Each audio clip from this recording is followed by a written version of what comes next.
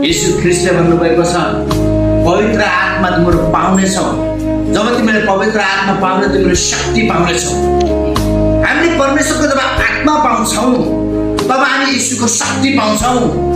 प्रार्थना गरेर शक्ति पाउँछौ, वचन प्रचार गरेर शक्ति पाउँछौ, आराधना गर्ने शक्ति पाउँछौ, भूत भगाउने शक्ति पाउँछौ, शैतानबाट विजय पाउने शक्ति पाउँछौ, आश्चर्यजनकका चिन्ह र चमत्कारका काम गरेर शक्ति हामीले पाउँछौ। र पाउँछौ कसरी? यीशुको आत्माबाट। आमेन। यो भएर तपाईँ र मैले पवित्र आत्मा पाउन उत्कट इच्छा राखौँ।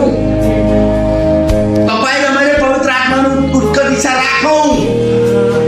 आत्मामा भएर प्रार्थना गरौँ। प्रभुसँग दिनदिनै नजिक हौँ। परमेश्वरको वचनलाई दिनदिनै नजिक राखौँ। दिनदिनै पढौँ। दिनदिनै प्रभुको वचनलाई